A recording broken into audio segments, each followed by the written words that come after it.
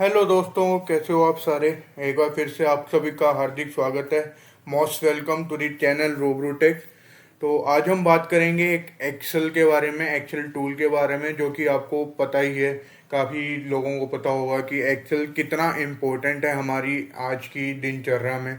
इससे आप हर एक काम कर सकते हो, जहाँ तक कि आप अपना इनवॉइस बना सकते हो, अगर आप बिजनेसमैन हो अपने खर्चे इसमें नोट डाउन कर सकते हो। जहाँ पे अगर आप कहीं डायरी रख के भूल गए तो उससे ज़्यादा बढ़िया है ना कि हम लैपटॉप के अंदर ही या डेस्कटॉप के अंदर एक्सेल में अपने खर्चे रोज के बेसिस पे प्लान करें कि हमारा इस महीने का क्या क्या खर्चा है, जिससे जो हमारी आमदनी है, सैलरी है, कितना हम उसमें से सेव कर सकते हैं, वो सारी चीज़ें हम यहाँ पे नोट डाउन कर सकते हैं। तो आइए जानते हैं कैसे। तो शुरुआत करते हैं। तो जब भी आप एक्सेल स्टार्ट करेंगे, अगर आप फर्स्ट टाइम यूज़ कर रहे हो एक्सेल को, तो कुछ इस तरह का इंटरफेस आपके सामने आएगा, जहाँ पे एक्सेल आपको कुछ टेम्पलेट्स भी प्रोवाइड करता है दिखाने के लिए कि जैसे आप यहाँ पे सामने देख सकते हो, अगर आप बिजनेसमैन हो तो आप इनवॉइस भी बना सकते हो, किस बेसिस पे बनाना है, कैसे बनाना है, सारा कुछ यहाँ पे एक्सेल आपको प्रोवाइड करता है। अगर आपको घर के खर्चे नोट डाउन करने हैं महीने वाइज, तो आप यहाँ से अपना बिल पेइंग चेकलिस्ट के नाम से एक पोर्टल, आपको एक फॉर्मेट मिल जाता है, एक टेम्पलेट मिल जाता है। तो आपको कोई भी कुछ भी काम करने की जरूरत ही नहीं है, आपकी बेसिक नीड्स यहाँ पे पूरे हो रहे हैं। अगर आप चाहो थोड़ा फैंसी सा बनाना है तो आप वो एक्सेल में बना भी सकते हो। ठीक है, तो चलो स्टार्ट करते हैं। तो सबसे पहले हमारा ये होम पेज है। कुछ अगर आपने ऑलरेडी काम किया होगा तो यहाँ पे वो कुछ इस तरह से दिखाई देगा आपको, आपकी वर्किंग शीट्स। अगर मैं थोड़ी सी झलक आपको दिखाऊं आपके पेइंग चेकलिस्ट में, तो किस तरह से आपको एक्सेल प्रोवाइड करता है, तो उसका एक ये नमूना है पेइंग चेकलिस्ट का, कि आपके घर के खर्चे, अगर आप रेंट देते हो तो कितना अमाउंट है, कब देना है, आपने कब दिया था और दे दिया है या नहीं, तो डन पे क्लिक कर दीजिएगा। कुछ इस तरह से और भी हैं, बिजली का बिल, गैस का बिल, पानी का बिल, और आगे चलें तो इंश्योरेंस, आपका लोन अगर आप देते हो, सेविंग्स आपने कितनी कर रखी हैं, और बाकी सारे खर्चे। तो कुछ इस तरह से आप सारी चीज़ें मेंटेन कर सकते हो। तो आओ सीखें, बेसिक से शुरुआत करते हैं कि एक्सेल होता क्या है, कैसे हम इसमें काम कर सकते हैं। तो अब यहाँ पे ध्यान से देखिए, ये जो ऊपर चीज़ें लिखी हैं, file, home, insert, page layout, formula, ये सारा मेन्यू, या इसको हम टैब बटन भी बोलते हैं। और उसी के नीचे आप देखें, यहाँ पे ये जो जितने भी आपको छोटे छोटे बटन दिखाई दे रहे हैं, जैसे ये बी लिखा है, आई है, यू है, ये टेबल का सिंबल है यहाँ पे, तो इन सबको रिबन बोलते हैं। यहाँ पे जितने भी ये स्मॉल आइकन्स हैं, इन सबको रिबन बोलते हैं। अब मैं आपको थोड़ा सा चाहूँगा कि ध्यान आप यहाँ पे आकर्षित करें। जैसे ही मैं छोटे से एरो पे कर्सर लेके जाता हूँ, तो यहाँ पे क्लिप बोर्ड करके एक ऑप्शन आ जाता है, पॉपअप आ जाता है। या यहाँ पे हम लेके जाएं इसको, तो यहाँ पे फ़ॉन्ट साइज, फ़ॉन्ट सेटिंग का एक पॉपअप आता है। इसको डायलॉग लॉन्चर बोलते हैं। यहाँ से जैसे ही हम इसको क्लिक करेंगे, तो इस ही बॉक्स का कुछ और सेटिंग्स आपके सामने निकल के आ जाएंगी कुछ इस तरह से। अब यहाँ पे ये जो एक बड़ा सा बॉक्स है, इसको फॉर्मूला बार बोलते हैं। यहाँ पे हर एक सेल के अंदर, हर एक बॉक्स के अंदर, बॉक्स कौन से, ये जो छोटे छोटे बॉक्स हैं, इनको सेल बोलते हैं। यहाँ पे जो भी चीज़ लिखी होगी वो आपको यहाँ पे एक प्रॉपर लाइन में, प्रॉपर तरीके से हर एक चीज़ यहाँ पे आपको दिखाई देगा।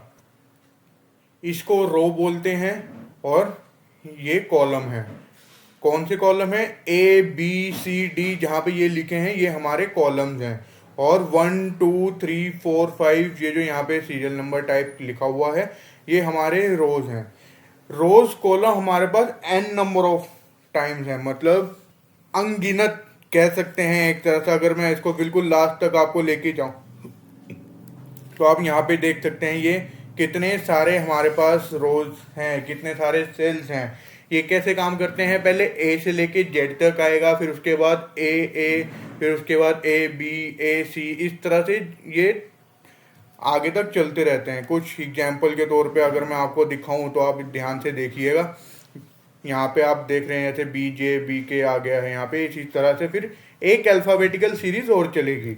इसी तरह से अगर आप नीचे देखोगे, तो यहाँ पे ये कुछ 10 लाख रोज हैं एक एक्सेल शीट के अंदर।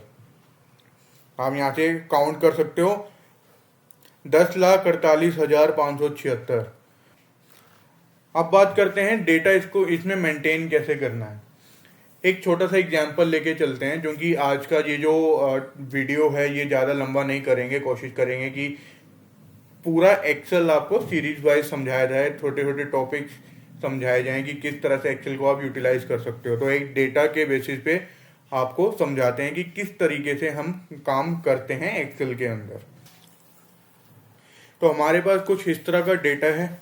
तो अब आप यहाँ पे देखिए कि अगर जैसे आपको बोला था कि कुछ भी सेल में लिखा हो वो सारा कुछ यहाँ पे फॉर्मूला बार के अंदर आपको दिखाई देगा। अब इसी के एक छोटा सा एग्जांपल मैं यहाँ पे लेता हूँ। सेल, इस वाले सेल पे यहाँ पे क्लिक करते हैं, ठीक है। यहाँ पे क्या दिखाई दे रहा है, सिर्फ हिमाचल लिखा हुआ है, ठीक है। लेकिन फॉर्मूला बार में क्या लिखा हुआ है, हिमाचल प्रदेश। अगर मैं लोकेशन की बात करूं तो यहाँ पे आपको चाहिए कि सेल के अंदर भी मेरे को पूरा देखना है हिमाचल प्रदेश लिखा हुआ। तो उसको कैसे हम देखेंगे, तो हर एक चीज़ को बारीकियों से आप देखिएगा, सुनिएगा और डायरी पेन के साथ में आप नोट भी करते रहिएगा कि क्या क्या शॉर्टकट्स होते हैं, क्या क्या तरीके होते हैं जो हम यहाँ पे एक्सेल में देख सकते हैं।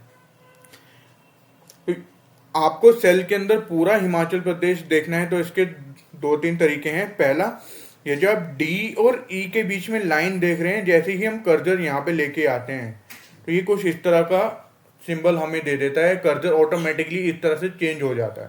तो आप यहाँ पे जैसे ही डबल क्लिक करोगे तो ये सेल ऑटोमेटिकली अपने साइज के हिसाब से आ जाएगा कि कौन सा टेक्स्ट कितना बड़ा लिखा हुआ है, उसी साइज पे ऑटोमेटिकली एडजस्ट कर लेगा।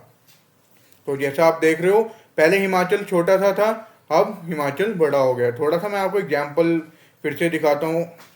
जैसे आप यहाँ से देखें, फिर से हिमाचल छोटा सा हो गया, जो कि हमारा पहले फिगर आपने देखी थी।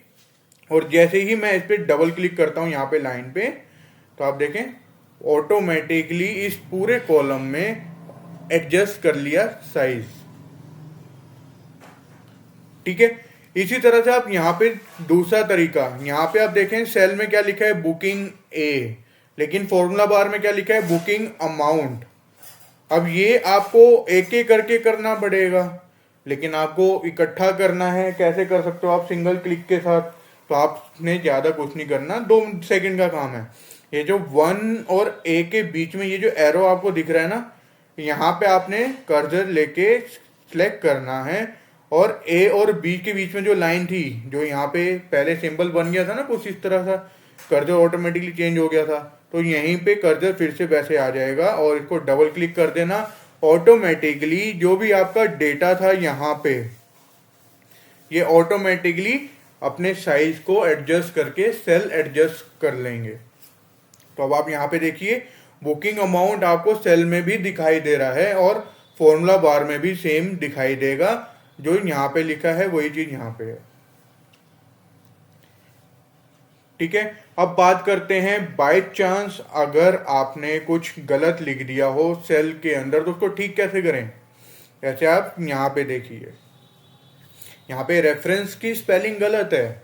अब मैंने तो एक बार लिख दिया, अब इसको मैं ठीक कैसे करूं। अब आप सोचोगे कि फिर से पूरा लिखना है, इसको और कैसे ठीक कर सकते हैं। तो उसके लिए एक रास्ता है। रास्ता क्या है, या तो आप डबल क्लिक कर दो यहाँ पे, तो कुछ इस तरह से कर्सर ब्लिंक होना शुरू हो जाएगा। आप देख रहे हो यहाँ पे कर्सर ब्लिंक हो जाएगा। नहीं तो दूसरा ऑप्शन FN F2 या फिर F2, क्योंकि किसी किसी लैपटॉप के अंदर FN प्लस F2 काम करता है, किसी के अंदर सिर्फ F2 से भी काम बन जाता है। तो आप पहले F2 दबा के देख लीजिएगा। अगर F2 से कर्सर ब्लिंक होना स्टार्ट हो जाता है तो मतलब कि आपके लैपटॉप में सिर्फ F2 से बात बन जाएगी। अगर आपके लैपटॉप में F2 दबाने से काम नहीं हो रहा तो आपने FN प्लस F2 ये दोनों इकट्ठे दबाने हैं, फिर आपका वो कर्सर ब्लिंक होना शुरू हो जाएगा। कुछ इस तरह, जैसे आप यहाँ पे देख रहे हैं साइड में कर्सर ब्लिंक हो रहा है, तो कुछ इस तरह से। क्या दबाना है, एक बार मैं आपको यहाँ पे ये फिर से दिखा देता हूँ। किसी लैपटॉप के अंदर जैसा आपको बताया ये दोनों दबा के काम करता है, किसी के अंदर सिर्फ F2 से भी बात बन जाती है। तो आप पहले F2 दबा के देखिएगा। अगर बात बन जाती है बढ़िया, अगर नहीं बन रही है तो F1 F2, नहीं तो हमारे पास जेट2 इंजीनियर स्टाइल तो है ही। आप सिंपल इसको डबल क्लिक करें और वो कर्सर आपके सामने आ जाएगा, और जो एरो के बटन है वहां से आप ले जाएं जहां भी आपका गलत हुआ है, और सिंपल से स्पेलिंग ठीक कर दीजिए, एंटर कर दीजिए, आपके स्पेलिंग ठीक हो जाएंगे। ठीक है, अब बात करते हैं ये जो ऊपर इवेंट लिखा है इसको थोड़ा सा बढ़िया बनाने के लिए, कि हम इस रो के सेंटर में कैसे लेके आए। मतलब कि हमारा टेबल जो है, हमारा जो डेटा है वो सिर्फ यहीं तक है, और हम चाहते हैं कि इवेंट को हम इसके सेंटर में लेके आए। तो वो कैसे लेके आएंगे, क्योंकि अभी तो ये सिर्फ एक सिंगल सेल के अंदर है।